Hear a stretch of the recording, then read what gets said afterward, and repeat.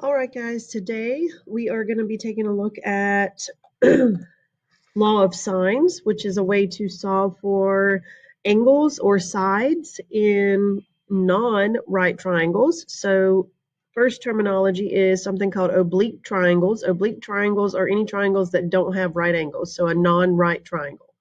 And that's what we're going to be talking about with this entire unit. The first thing, like I said, today we're going to be talking about is law of sines. Now, in order to solve a non-right triangle or an oblique triangle, you have to know the measure of at least one side and then the measures of any other two parts of the triangle. Okay, I have listed here the different cases that this may fall under. You may have two angles and a side. Doesn't matter which side, so you could have angle, angle, side, or angle, side, angle given to you. But if you have two angles and a side, or if you have two sides and an angle opposite one of those, side, side, angle, then you will use law of sines. So first two cases, we use law of sines. Cases 3 and 4, if we are given three sides, or if we are given two sides and the included angle, side, angle, side, then we would use law of cosines. And that's what we'll be learning in the next lesson. But for right now, today, we're only focusing on law of sines. So we're looking at those first two sets, either two angles and any side given to us, or two sides and the angle opposite one of them. Now, let's talk about what is law of sines. Okay, law of sines says that the side A over the sine of angle A equals the side B over the sine of angle B equals side C over the sine of angle C. And now A, B, and C, the sides are opposite the angles. Okay, so if you take a look at this triangle down here, angle A, side A is opposite. Angle B, side B is the side opposite. Angle C, side C is the angle opposite. Okay, and we could be talking about an obtuse triangle. That works as well. Law of sines works for either acute or obtuse triangles, just not right. Actually, you can use it on a right triangle, but we usually use trig. Just a quick note as well. You may also flip these. So you could say sine of angle A over side A equals sine of angle B over side B equals sine of angle C over side C. I think it's probably best to note that you'll usually use this first set of ratios if you're solving for a side. If I could write, that'd be great. What are we doing, guys? Come on. Ugh. Here we go. Okay, and then the second ratios that I wrote, this set of ratios we will use when we are solving for an angle.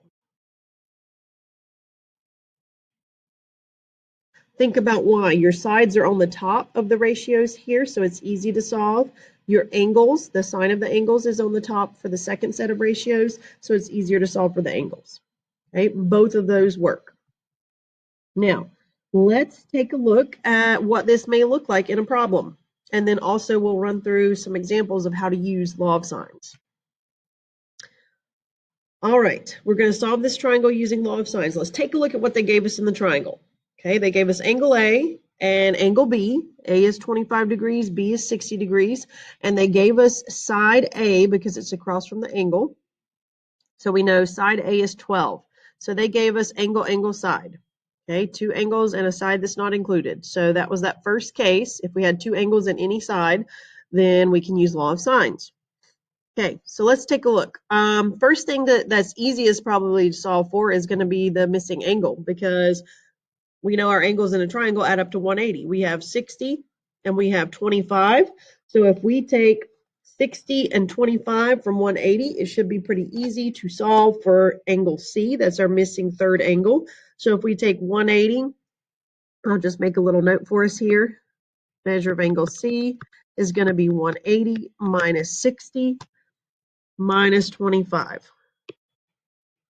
Okay, so if we have 180 minus 60 minus 25, that's going to leave 95 degrees for angle C. And we've already solved for one of the missing pieces now. That was an easy one to solve for. Now, let's try to solve for side B. Okay, we want to solve for side B. So let's think about trying to set up that ratio. We know we're going to start with side B, and that's going to have to be over sine of angle B. So let's think about what else was given to us in the triangle. We have angle A and we have side A. So we're going to set up that equal to A over sine of angle A. So let's plug in what we know. Side B is what we want to solve for, over sine of angle B, which is 60, equals side A, which is 12, over sine of angle A, which is 25. Okay, so now we only have one unknown piece left in these ratios. We have side B, that's what we're solving for. Notice that B is divided by sine of 60. So in order to get rid of that and get B by itself, we need to multiply by sine of 60. Whoops, not 6, sine. Okay, so times sine of 60. Now, we're going to go over to our calculator. I'm going to remind you one more time. Make sure that you are in degree mode if you have your TI-84 with you. Okay, so we are in degree mode. Now, let's solve for B. So we're just going to type it straight in. 12 times the sine of 60, because that's on top. Make sure to close your parentheses with your trig function, divided by the sine of 25. And that gives us 24.590. So now we know that side B is 24.590. All right, let's try to find side C. We know we're going to need to solve for side C, and we want to put that over the sine of angle C, which we solved and said was 95 degrees, equals, let's use the same ratio on the right side that we did before, the 12 over sine of 25. Okay, so side C over sine of angle C equals side A over sine of angle A. We've already plugged in our values. To solve for C, we need to get rid of this sine of 95, so we're going to multiply by sine of 95. Cancels here. So let's go over and type this in. We need 12 times the sine of 95 divided by the sine of 25. So 28.286. Okay, now we solved for everything that was missing in this triangle. One other thing I want to point out, remember when we looked at triangles, we said that the biggest side is across from the biggest angle. So let's think about, let's just make sure our stuff matches up, okay? So side C is across from angle C. Angle C is the biggest angle, it's 95 degrees. Is side C the biggest side? Yes, it is, it's 28. Angle A is the smallest angle. So is side A the smallest side? Yes, it's only 12. Okay, and then B is in the middle. Angle B is 60, it's the middle angle. And then side B is 24. It is a measure in between the other two sides. So you can kind of take a look at your triangle when you get finished, when you solve, and make sure that your answers make sense just like that. Biggest side should be across from the biggest angle.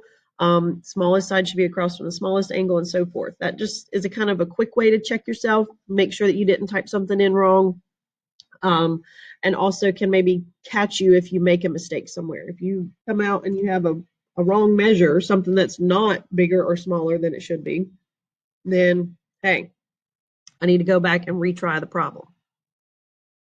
Okay, let's try some more. Let's take a look at this first one here. We're using law of sines. Let's take a look at what we have. We have two angles and a side, okay? So we want to solve for all the missing pieces. They're already listed here, okay? So let's get ready. Easiest thing to solve for is probably angle C again. We have 35 and 55, so let's take 180, and we're going to subtract 35 and 55 from 180, which leaves 90 degrees. Okay, now we know that this is a right triangle. We could use regular trig, but because we're practicing law of sines, I'm going to use law of sines just to show you it'll work on here as well. Let's say now we want to solve for side B. We want to set up our ratio B over sine of angle B, which is 55, equals, let's see what pair we have. We have A matched up. Side A is 18 over sine of angle A, which is 35. In order to get rid of this sine of 55 that's divided, we need to multiply both sides by sine of 55. That will cancel over here. So let's go over to our calculator. We want to type in 18 times the sine of 55 divided by the sine of 35. And that ends up giving us 25.707 for side B. All right, let's find side C. Let's do the same thing. Let's set it up. C over the sine of angle C, which is 90, equals, and we'll use the same ratio, 18 over sine of 35, which was side A over the sine of angle A. We need to do the same thing. We need to multiply by sine of 90 to cancel over here. We'll do that on both sides. So now, let's go type that in. 18 times the sine of 90 divided by the sine, whoops, I messed up. Make sure that you close that parentheses. Okay, make sure you close your parentheses, divided by sine of 35. Here we go. So 18 sine of 90 divided by sine of 35 gives us 31.382. Okay, again, quickly check. Angle C is your biggest angle, side C, biggest side. Angle A is your smallest angle, side A, smallest side. Okay, let's go over and try B. I'm going to change colors so that we're looking at a different color. All right, we have two angles and a side in between. So we have angle, side, angle given to us. Easiest thing to solve for is still that first angle that's missing. So let's take 180 and let's subtract 15 and subtract 45. That leaves 120 degrees for, oh, that didn't change my color, did it? Let's see. Let's try now. Let's see. What if I do it now? There we go. Okay, 120 degrees for angle C. Now we want to solve for our sides. Doesn't matter which one. Let's say we want to solve with A first just because it's listed first. So let's set this up. We want A, side A, over sine of angle A, which is 45, equals, what pair do we have? We have C. Side C is 20 over sine of angle C, which is 120. So now to solve for A, we need to multiply by sine of 45 to get rid of it over here. So let's go over to our calculator. We need 20 times the sine of 45 divided by sine of 120, which would give us 329, but then there's a 9 after it, so it's going to be 16.330. All right, now let's solve for side B. We're going to do the same thing. B over sine of angle B, which is 15, equals, and let's use the same ratio on the right, 20 over sine of 120. We got to multiply by, excuse me, sine of 15 to get B. So let's go over to our calculator. 20 times the sine of 15 divided by the sine of 120. And that gives us 5.977 for side B. Let's quickly check. Angle C is the largest angle. Is side C the biggest side? Yes, it is. Angle B is the smallest angle, which is 15 degrees. Is side B the smallest side? Yes, it is at 5.977. And then angle A and side A are in between. Okay, again, that's just a quick way to check. Do my answers at least make sense? All right, let's try one more where we're given the side-side angle. Okay, take a look. In this one, we're given an angle and two different sides. This is side angle given to us. Okay. So this is our last case for law of sines that we would use. Now, notice this is the first one where we have two angles that are missing. Before, we've been given two angles to begin with.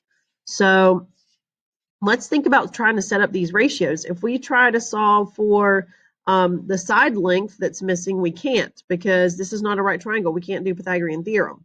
Okay, so let's try to figure out what could we solve for.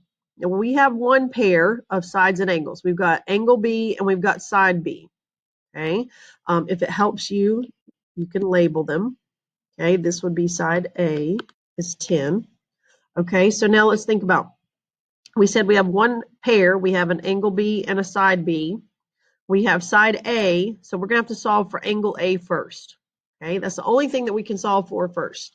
So let's start that one out. Let's think about setting that up. Remember when we first wrote out our law of sines, I flipped that ratio and said when we're solving for an angle, that's when we want to use the opposite. So we're going to solve for angle A.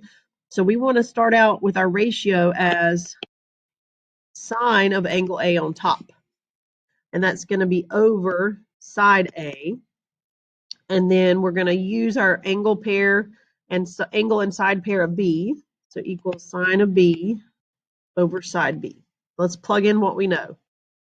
Angle A is what we're solving for, so we're going to leave that as sine of angle A over 10 equals sine of angle B, which is 60, over side B, which is 9. Now, we need to get rid of this 10, so we're going to multiply by 10. Okay, so now we know that sine of angle A equals, I'm going to put the 10 out front because that's what we're multiplying by, 10 times the sine of 60 over 9. Now, notice that that is not what the angle is equal to. That's what the sine of the angle is equal to. So we can solve for measure of angle A by taking the inverse sine. Remember, we did this with trig of 10 times the sine of 60 all over 9. Okay, so there's two ways that we can do that. Okay, I'm going to clear the calculator, and then we're going to talk through the two ways that we can do this. The two ways we can do it are, we can go ahead and just type this in, 10 times the sine of 60, close parentheses, divided by 9, hit enter. And then we can hit inverse sine, so second sine. Now, we want this exact answer in there, so take a look above your negative symbol. See how it says in blue ANS? That's for the answer from the previous one. So hit second negative, and it's going to take the answer in there. So it's going to take the inverse sine of that ratio. So there's our angle. Okay.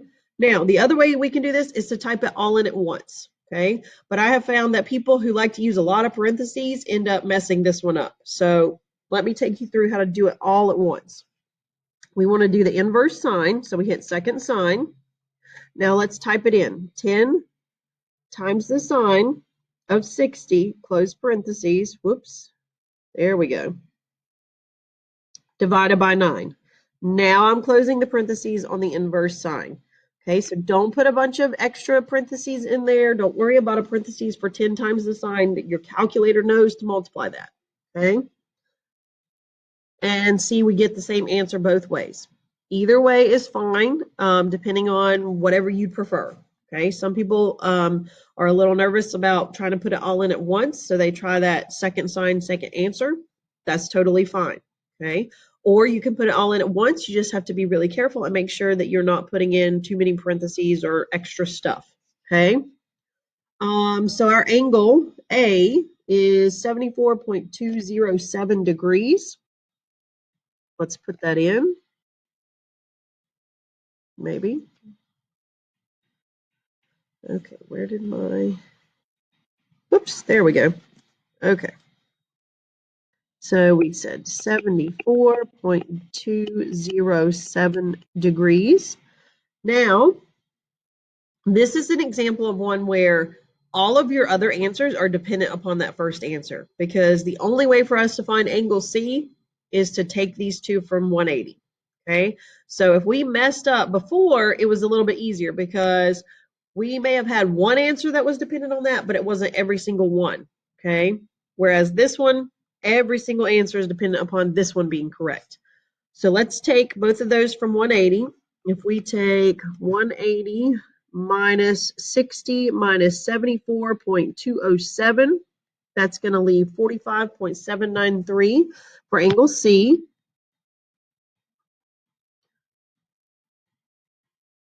Okay, now we want to solve for side C. That's the last thing we need. So let's set up our ratio.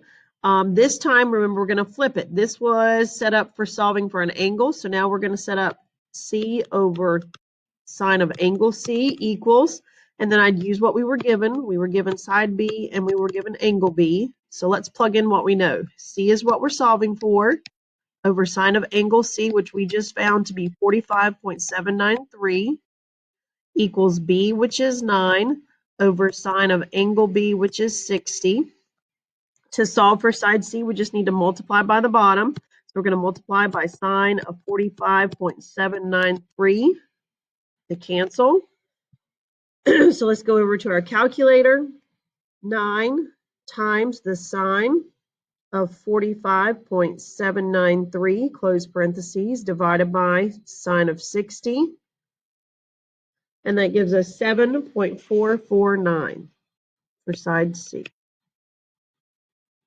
Now, let's take a quick look. If we did things correctly, remember they should line up proportionally. Biggest side should be across from the biggest angle. So our biggest angle is angle A at 74.207 degrees. Is side A our biggest side? Yes, it's 10. Okay. Then our smallest angle is angle C at 45.793 degrees. Is side C our smallest side? Yes, it is at 7.449, and then B is in between. Now, notice that this triangle is not drawn to scale because in this triangle, it looks like angle C is going to be the biggest angle. So you can't judge based on the triangle, okay? Make sure that you're aware of that. Most of these triangles are not necessarily drawn to scale whenever you have them, okay?